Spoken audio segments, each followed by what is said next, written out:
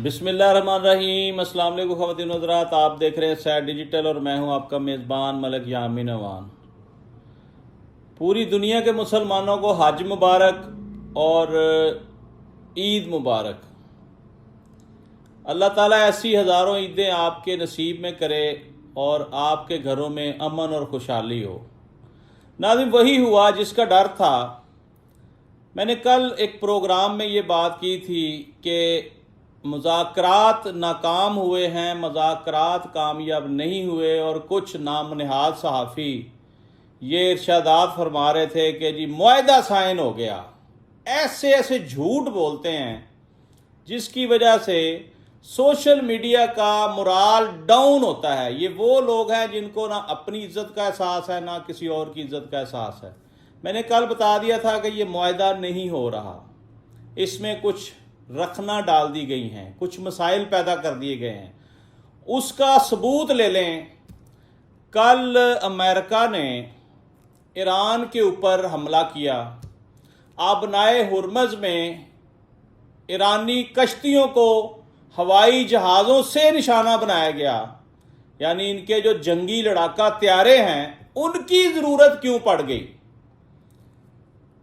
आप देख लें कि जो जंगी लड़ाका त्यारे हैं, अगर उन्होंने हमला किया है तो किस हद तक उन्होंने तबाही की होगी। ये ट्रंप का मुनाफिकाना चेहरा है जिस पे मैं अक्सर बात करता हूं कि ये यहूदो नसारा जो हैं ये काबिल एतबार लोग नहीं हैं, ये मुनाफिकत करते हैं। पहले भी ईरान के साथ मुज़ाकरात चल रहे थे और जब मुज़ाकरात आखिरी मराहल में दाखिल हुए तो इसराइल और अमेरिका ने हमला कर दिया ईरान के ऊपर। कितना जुल्म ढाया, कितना नुकसान किया। आखिरकार इस हद तक ईरान ने इसको पहुंचा दिया कि मुंह छुपाने की जगह ना मिले कि कैसे मुंह छुपाऊं, किधर को जाऊं। फेस सेविंग के लिए मुख्तलिफ ममालिक की ट्रंप और इसराइल मिन्नतें करते रहे कि खुदारा किसी तरीके से हमारी जान छुड़ाएं। अब जब जान छूट गई थी, मुज़ाकरात के आगाज के बाद जंगबंदी हो गई थी, तो फिर एकदम से कल हमला कर दिया गया ईरान की बंदरगाह बंदर अब्बास के ऊपर।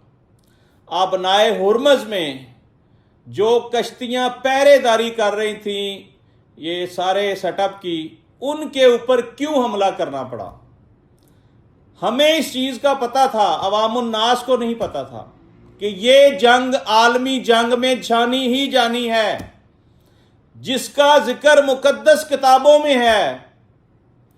दुनिया में ये आलमी जंग तीसरी आलमी जंग होनी ही होनी है। दुनिया की कोई ताकत इसको रोक नहीं सकती। अब आपको मैं बता दूं कि पूरे मशरक़ वुस्ता में अमन के दुश्मनों ने दोबारा जंग का आगाज कर दिया है। अब कल तो ईरान ने हमला बर्दाश्त किया, फिर उसने अपनी पार्लियामेंट से गुजारिश की इन राइटिंग कि हमें इजाज़त दी जाए, हमने हमले का जवाब देना है, रद्द अमल देना है।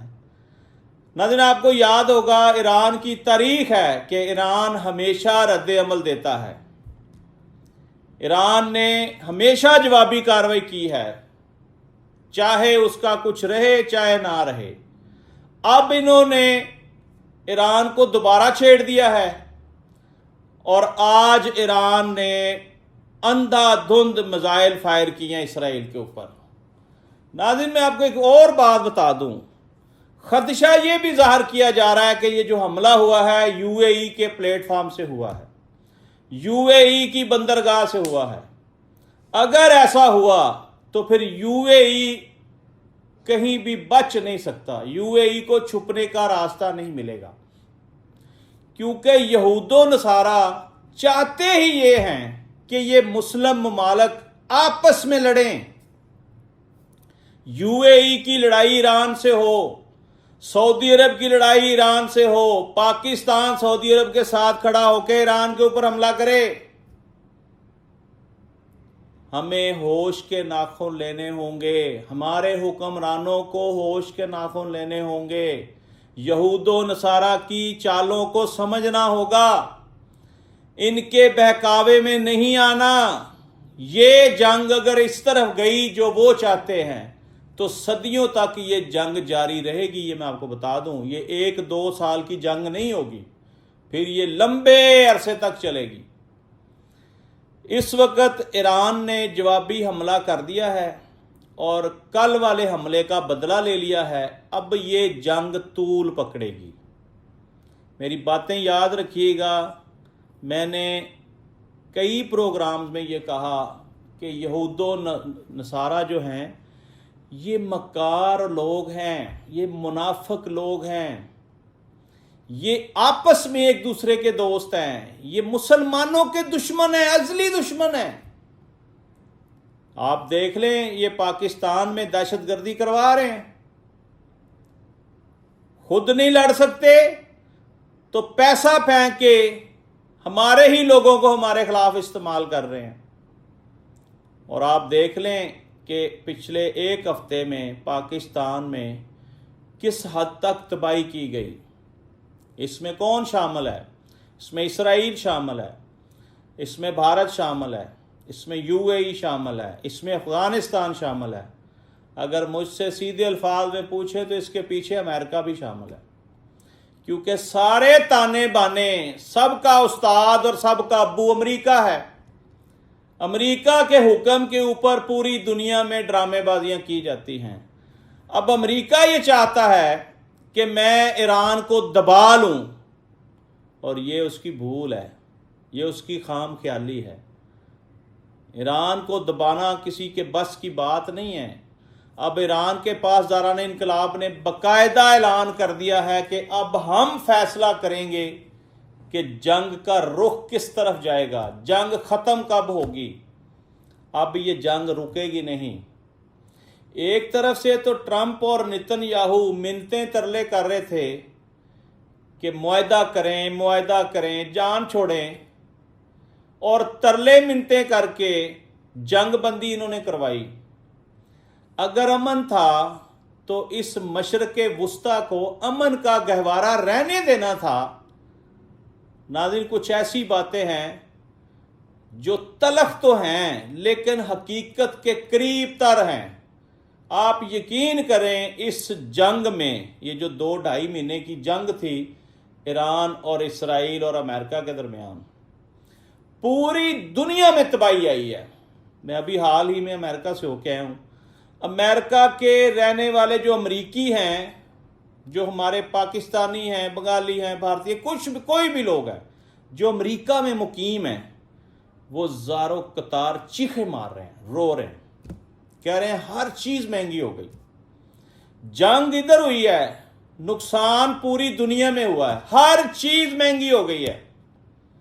वहां भी पेट्रोल बहुत महंगा हो गया, डीजल बहुत महंगा हो गया। लेकिन अगर आप कंपैरिजन टू पाकिस्तान करें तो पाकिस्तान में अमेरिका से भी महंगा पेट्रोल है। पूरी दुनिया का कंपैरिजन करें, इस पे मैंने बड़ी रिसर्च की। पूरी दुनिया में पेट्रोल, डीजल, गैस की जो प्राइसेस हैं वो पाकिस्तान में हाई हैं। और आजकल आप सोशल मीडिया स्टडी करें, उस पर आ रहा है कि जी हमने जंग के दौरान और जंग के बाद अब तक पाकिस्तानियों से जो पेट्रोल और डीजल के ऊपर टैक्स चार्ज किया है वो अरबों रुपया है, अरबों रुपया। और ये अरबों बल्कि खरबों बनेगा अगर आप कैलकुलेट करें। ये मैं मिसाल के तौर पर कह रहा हूँ, खरबों। जितना पैसा इनको IMF ने कहा था ना कि आप टैक्स की मद में पेट्रोल के ऊपर लेवी चार्जेस लगाएं और हमें इतना पैसा इकट्ठा करके दिखाएं, इन्होंने उससे ज्यादा इकट्ठा किया है, उससे ज्यादा। फॉर एग्जाम्पल, उन्होंने कहा जी आप 300 अरब इकट्ठा करें, इन्होंने 600 अरब इकट्ठा किया है। इस अवाम के साथ क्या दुश्मनी है? एक तरफ से लॉकडाउन, एक तरफ से महंगाई, पेट्रोल, डीजल, गैस, इतनी महंगाई कि आम आदमी की पहुंच से ही बाहर है। और ये जुल्म पता है किसके साथ हुआ? ये जो लेवी चार्जेस इन्होंने गरीब आवाम से लिए हैं, मैक्सिमम नुकसान मोटरसाइकिल वाले का किया, छोटी गाड़ी वाले का किया, रिक्शे वाले का किया।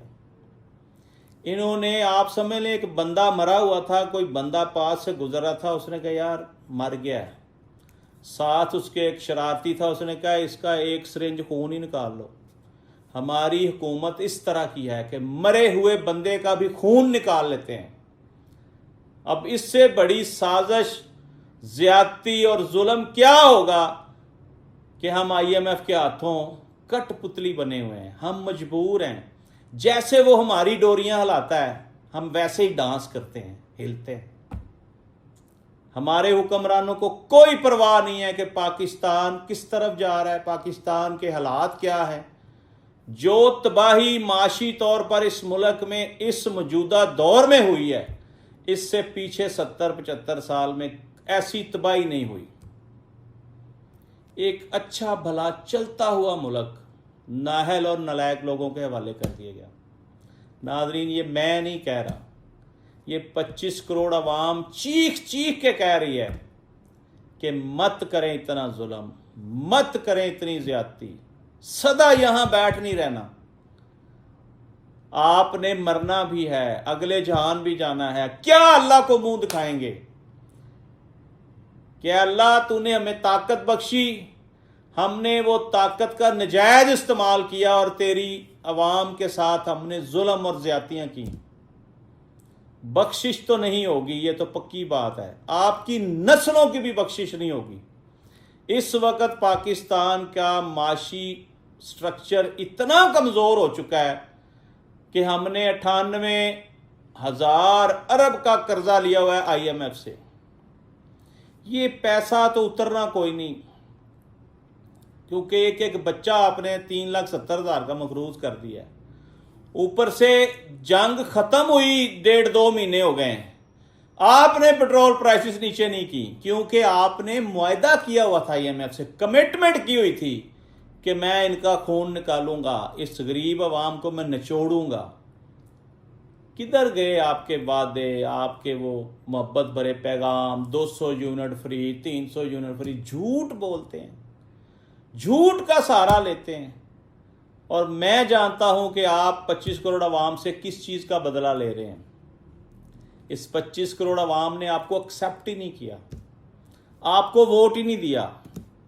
जब आपको वोट ही नहीं दिया और आप हार गए, तो फिर मौजूदा सेटअप ने आपको किसी डील के तहत एक पार्टी को दीवार के साथ लगाने के लिए 2 नाहल और नलायक जमातों को हमारे ऊपर मुसल्लत कर दिया। नून लीग और पीपल्स पार्टी, ये आपके अब्बे का मुल्क है, लूटें जैसे मर्जी। अब आप 25 करोड़ अवाम से बदला भी ना लें, बनता है भैया, आपका बनता है, आप बदला लें, मारे हमें, जलील करें हमें, भूख से तो मार ही रहे हैं, आप और जुल्म करें हमारे ऊपर, और टैक्स लगा दें। अब अगर जंग तवील हुई मशरक़ वुस्ता में तो क्या करेंगे? फिर 1000 रुपये लीटर पर ले जाना पेट्रोल को, डीजल को। मार दो इस अवाम को, क्योंकि ये लावारस अवाम है और गूंगी अवाम है, अपाहज अवाम है। और कौम तो हम हैं ही नहीं, कौम ईरानी है, कौम तर्किश है, जर्मन कौम है, स्पेनिश कौम है। हम कौम कब बनेंगे? एक हाल ही में मिसाल कायम की गई कि बंगालियों ने भी साबित किया कि हम कौम हैं, नेपाल ने भी साबित किया कि हम कौम हैं। हम कब साबित करेंगे? हम कभी भी नहीं साबित करेंगे। हम खामोश रहेंगे, जुल्म सहेंगे, तकलीफें बर्दाश्त करेंगे और कब्रों में चले जाएंगे। ये है हमारा माशी सिस्टम। हम बदहाली का शिकार हैं, तबाही और बर्बादी के दाने पर खड़े हैं, हमारा कुछ नहीं हो सकता। बारह नाज़रीन, इस वक्त जो मेन टॉपिक था वो ये है कि मशरक़ वुस्ता में अमन के दुश्मनों ने फिर जंग का आगाज़ कर दिया है और एक दफ़ा फिर ये जंग तूल पकड़ेगी, पूरी दुनिया को अपनी लपेट में लेगी, फिर तबाही होगी, बर्बादी होगी। एक ये हमारे ऊपर जो वायरस मुसल्लत करने जा रहे हैं, उससे भी ये बेशुमार अमवात चाहते हैं, वो भी होंगी। ये बातें सारी याद रखिएगा। हम किसी एंगल से भी महफूज नहीं हैं। ये मुसलमानों को जंग के जरिए मारें, ये मुसलमानों के ऊपर कोई वायरस फेंक कर उसके थ्रू हमें मारें, इन्होंने हमें मारना ही मारना है। अब हमने अपना दफा कैसे करना है, ये फैसला हमने खुद करना है। बहरहाल प्रोग्राम के अख्ताम में ये गुजारिश करना चाहूँगा कि आप दुआ करें कि अल्लाह ताला इस जंग की जो तबाही बर्बादी जो मशरक़ वस्ता से इस तरफ आएगी, उससे अल्लाह ताला पाकिस्तान को महफूज रखे। और पाकिस्तान के लिए कड़े इम्तिहान शुरू होने जा रहे हैं। अगर ईरान ने अमरीकी अड्डे तबाह किए पूरे गल्फ में, तो फिर ज़रा हिसाब लगाएं कि जंग किस किस तरफ जाएगी। और इस जंग का हिस्सा हमें बनाने की पूरी कोशिश की जा रही है। ट्रंप का कल का बयान था कि तमाम ये जो मशरक़ वस्ता में अरब ममालिक हैं, जीसीसी कंट्रीज़ और बशमूल पाकिस्तान, इसराइल को एक्सेप्ट करें वरना जंग के लिए तैयार हो जाएं। अब आप ये ज़हन में रखें कि सऊदी अरब तो पहले ही इसराइल को तस्लीम कर चुका है और हम सऊदी अरब के साथ मुआहदा साइन कर चुके हैं। तेरा दुख मेरा दुख, तेरी खुशी मेरी खुशी, जो तुझ पर अटैक करेगा वो मुझ पर अटैक करेगा। अगर उसने तस्लीम किया तो हम पर दबाव बढ़ाया जाएगा कि हम भी तस्लीम करें। कुछ बड़े बड़े सहाफ़ी तो ये कह रहे हैं कि हम तस्लीम कर चुके हैं, सिर्फ हमने अनाउंस करना है। तो मेरा ख्याल है कि मौजूदा सेटअप इस बात का मुतहम्मल नहीं हो सकता कि वो इसराइल को एक्सेप्ट करे। अगर ऐसा हुआ तो फिर एक ऐसी तबाही बर्बादी आएगी जो रुक नहीं सकेगी, जिसको कोई रोक नहीं सकेगा। क्योंकि हमारे पासपोर्ट पे लिखा है कि सिवाय इसराइल के आप पूरी दुनिया का सफ़र कर सकते हैं। तो मुझे ये भी खबरें आ रही हैं कि ये जो नए पासपोर्ट बन रहे हैं उसमें से शायद ये लाइन ही हटा दी गई है।